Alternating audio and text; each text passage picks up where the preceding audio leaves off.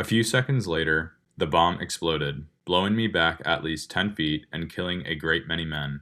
Small pieces of hot shrapnel from the exploded bomb tore into my legs and chest. All around me was mayhem. Planes were burning, more bombs cooked off. Body parts, pieces of the ship, and scraps of plane were dropping onto the deck. Pilots, strapped in their seats, ejected into the firestorm. Men trapped by flames jumped overboard. That is an excerpt from the book Faith of My Fathers, a family memoir by John McCain. This book was published in 1999 and is the first of a trilogy of autobiographies that John McCain wrote throughout his life. It details his early life all the way through his release from being a prisoner of war in Vietnam. Back to the book. No one in my family is certain if we are descended from an unbroken line of military officers, but you can trace that heritage through many generations of our family, finding our ancestors in every American war.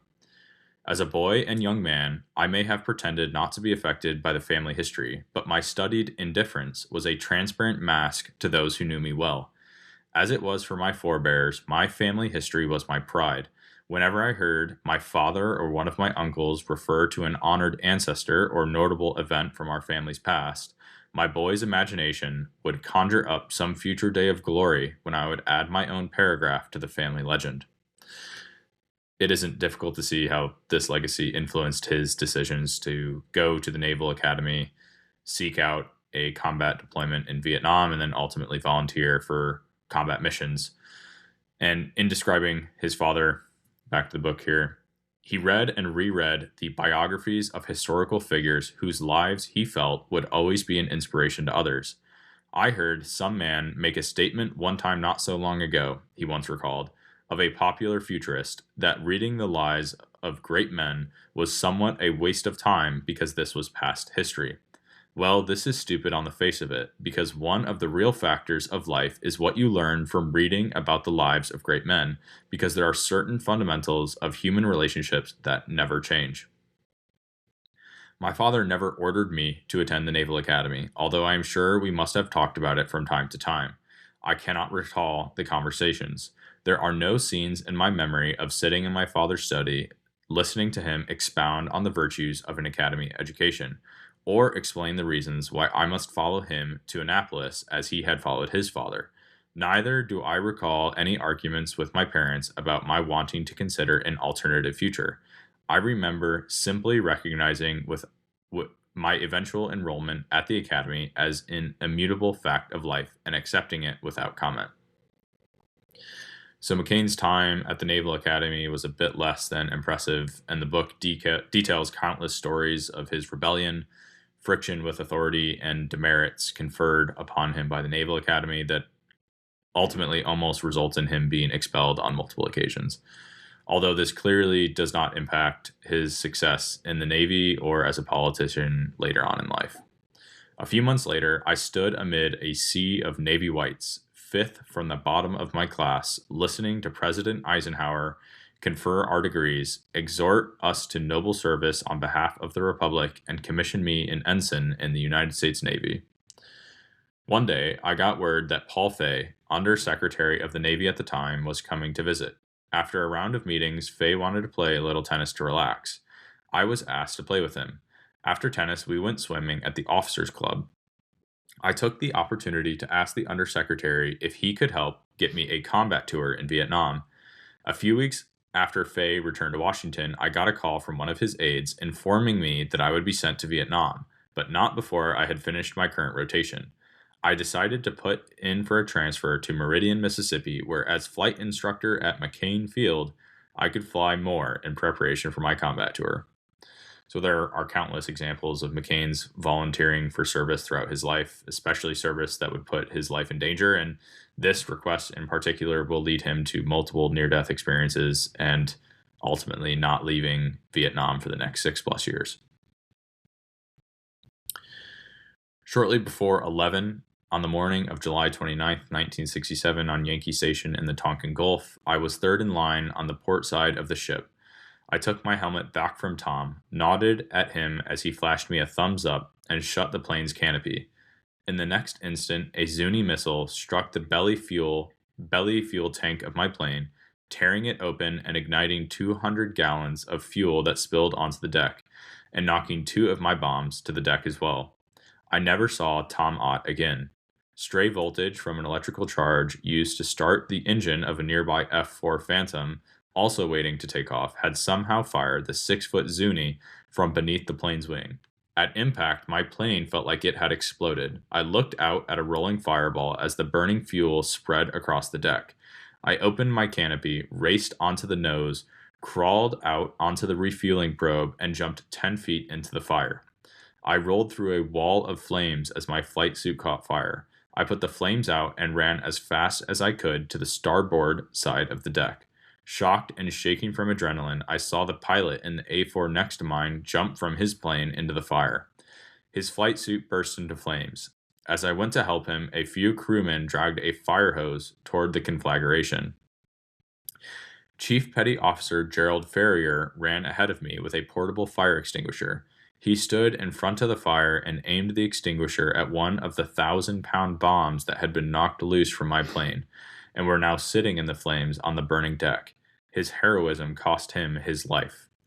A few seconds later, the bomb exploded, blowing me back at least 10 feet and killing a great many men, including the burning pilot, the men with the hose, and Ferrier.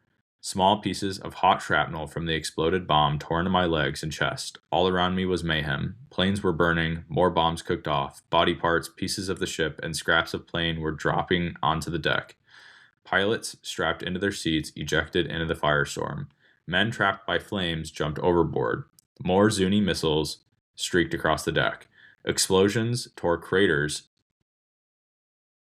into the flight deck, and burning fuel fell through the openings onto the hangar bay, spreading the fire below. After a short while, I went to the sick bay to have my burns and shrapnel wounds treated. There, I found a horrible scene of many men, burned beyond saving, grasping the last moments of life. Most of them lay silently or barely made audible sounds.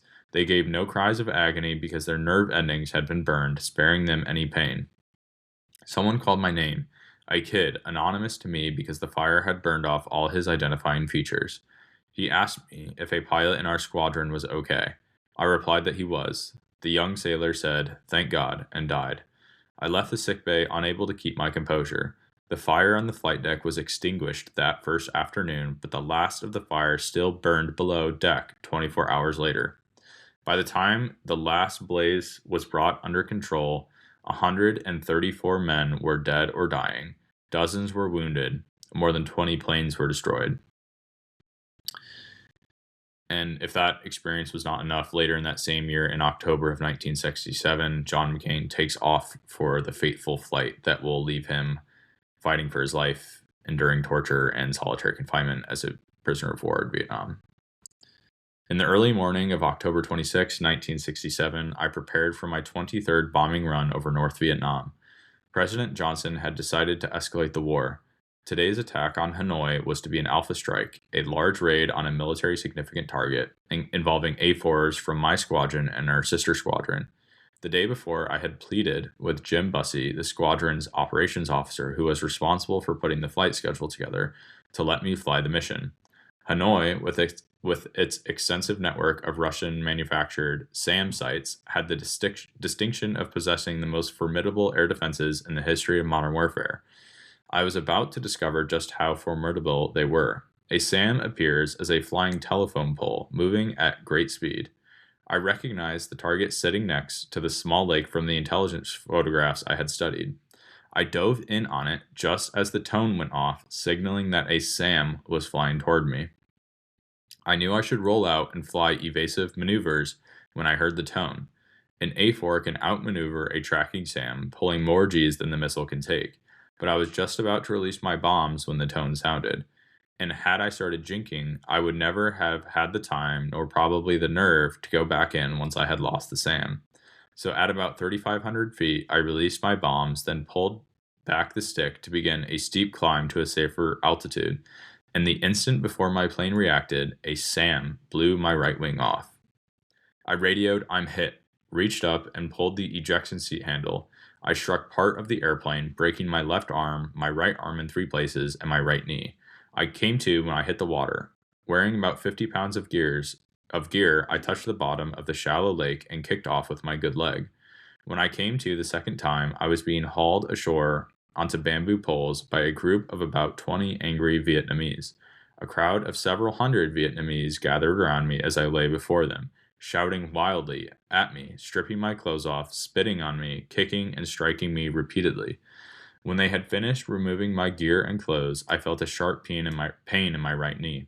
I looked down and saw that my right foot was resting next to my left knee at a 90-degree angle. Someone smashed a rifle butt into my shoulder, breaking it. Someone also stuck a bayonet in my ankle and groin. A woman, who may have been a nurse, began yelling at the crowd and managed to dissuade them from further harming me. She then applied bamboo splints to my leg and right arm. So McCain manages to somehow survive the initial explosion of the SAM hitting his plane and also survives the landing. However, now he will begin what will be a much more challenging and harrowing life as he attempts to survive life as a POW with little medical care and torture and solitary confinement from the Vietnamese. A short time after the interrogators had left me to ponder my bad attitude for the evening, the guard entered the room and silently, without looking at or smiling at me, loosened the ropes and then left me alone. A few minutes before his shift ended, he returned and tightened up the ropes. One Christmas, a few months after the kind guard had unexpectedly come to my assistance during my long night in the interrogation room, I was standing in the dirt courtyard when I saw him approach me. He walked over and stood silently next to me. Again, he didn't smile or look at me. He just stared at the ground in front of us. After a few moments had passed, he rather nonchalantly used his sandal foot to draw a cross in the dirt. We both stood wordlessly looking at the cross until after a minute or two he rubbed it out and walked away. This is one of my favorite stories from the book. It's extremely inspiring to see a common human brotherhood demonstrated despite the horrors of war, and especially a common brotherhood rooted in the faith of Jesus Christ. And so essentially what happened here is they would tie them up and leave them for long periods of time in uncomfortable positions with their arms behind their back, or in other positions. And so what he's explaining here is that one of the guards loosened the ropes during the nighttime, and then before other guards would see that he had done that, he went back in and tightened them. So gave McCain reprieve throughout that nighttime. And his later experience with him drawing the cross in the dirt indicates that he did that because he was a Christian. Another example of McCain's faith while a prisoner of war. Once I was thrown into another cell after a long and difficult interrogation. I discovered scratched into one of the cell's walls the creed, "I believe in God, the Father Almighty." There, standing witness to God's presence in a remote, concealed place, recalled to my faith by a stronger, better man, I felt God's love and care more vividly than I have ever felt it had I been safe among the highest congregation in the most magnificent cathedral. So McCain's rebellious spirit does come in useful while a POW, this time resisting demands of his captors and not his commanding officers at the Naval Academy. In this case, they offered him a chance to be released early, but McCain demonstrates tremendous honor and follows the code of conduct that requires U.S. personnel that have been captured to be released in a chronological first in, first out order. The Cat, which is one of the names for the guards that the prisoners of war gave, had summoned me to offer me one last chance to accept his offer. This time, I was not taken to the large reception room, but to an interrogation room. There were no cookies or cigarettes offered. The rabbit spoke first. "Our senior offers want to know your final answer." "My final answer is no." In a fit of rage, the Cat snapped the ink pen he had been holding in his hands. He stood up, kicked over his chair, and spoke to me in English for the first time. "They taught you too well, McCain. They taught you too well," he shouted as he abruptly left the room. Henry Kissinger once told me that whenever he suspected President Nixon's resolve to make difficult decisions about the war was wavering, he arranged for my father to brief the president. My father's no-nonsense determination, Dr. Kissinger claims, was infectious and served as a tonic for the president's flagging spirits. This is super important and highlights the position of McCain's father at this time. So at this point, McCain's father was commander-in-chief of Pacific Command, which is one of the most powerful positions in the military. And in that role, he would have commanded all military forces across the entire Pacific theater, including Vietnam. Back to the book. My mother knew that my father suffered from the burden of commanding a war in a country where his son was imprisoned. She believes the strain aged him considerably. She told me later of how she would hear him in his study praying aloud on his knees, beseeching God to show Johnny mercy. On Christmas night, we held our simple, moving service. We began with the Lord's Prayer, after which we sang carols. That night, the hymns were rendered with more feeling and more inspiration than the offerings of the world's most celebrated choirs. We all joined in the singing, nervous and furtive at first, fearing the guards would disrupt the service if we sang too loudly. With each hymn, however, we grew bolder and our voices rose with emotion. Between each hymn, I read a portion of the story of Christ's birth from the pages I had copied. And the angel said unto them, Fear not, for behold, I bring you good tidings of great joy, which shall be to all people. For unto you is born this day in the city of David a Savior, which is Christ the Lord. The night air was cold, and we shivered from its effect, and from the fever that still plagued some of us. The sickest among us, unable to stand, sat on the raised concrete sleeping platform in the middle of the room, blankets around their shaking shoulders. Many others, stooped by years of torture or crippled from injuries sustained during their shoot-down, stood on makeshift crutches as the service proceeded. The light bulbs hanging from the ceiling illuminated our gaunt, unshaven, dirty, and generally wretched congregation. But for a moment, we had the absolutely exquisite feeling that our burden had been lifted. Some of us had attended Christmas services in prison before, but they had been Vietnamese productions, spiritless, ludicrous stage shows. This was our service, the only one we had ever been allowed to hold. It was more sacred to me than any service I had attended in the past or any service I have attended since. We gave prayers to thanks for the Christ child, for our families and homes, and for our country. We had expected the guards to barge in and force us to conclude the service. Every now and then we glanced up the windows to see if they were watching us, as they had during the church riot. But when I looked up at the bars that evening, I wished they had been looking in. I wanted them to see us, faithful, joyful, and triumphant. It's amazing to see how these young men were able to persevere and find a way to survive, and not just survive, but to find joy amongst their sufferings. So lastly is a story that John McCain recounts as one of the most courageous that he witnesses during his time in Vietnam, and especially as a prisoner of war. As the bombing campaign intensified, our morale soared with every sortie. It was after one raid and our raucous celebration of its effect that the guards dragged Mike Christian from our room. Mike was a Navy bomber navigator who had been shot down in 1967, about 6 months before I arrived. He had grown up near Selma, Alabama. His family was poor. He had not worn shoes until he was 13 years old. Character was their wealth. They were good, righteous people, and they raised Mike to be hardworking and loyal. He was 17 when he enlisted in the Navy. For some time, Mike had been taking little scraps of red and white cloth, and with a needle he had fashioned from a piece of bamboo, had laboriously sewed an American flag onto the inside of his blue prisoner's shirt. Every afternoon, before we ate soup, we would hang Mike's flag on the wall of our cell and together recite the Pledge of Allegiance. No other event of the day held as much meaning to us. The guards discovered Mike's flag one afternoon during a routine inspection and confiscated it. They returned that evening and took Mike outside. For our benefit as much as Mike's, they beat him severely just outside our cell, puncturing his eardrum and breaking several of his ribs. When they had finished, they dragged him bleeding and nearly senseless back into our cell, and we helped him crawl to his place on the sleeping platform. When everyone quieted down, we all lay down to go to sleep.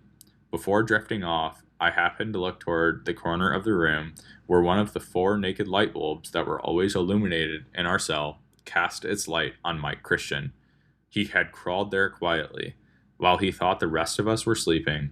With his eyes nearly swollen shut from the beating, he had quietly picked up his needle and thread and began sewing a new flag.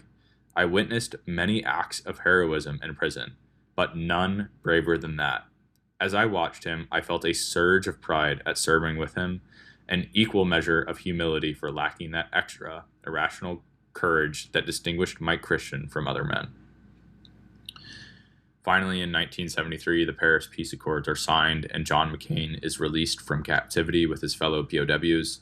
John McCain was 31 years old when he was shot down in 1967 and was 36 years old when he finally regained his freedom and returned to the country that he loved.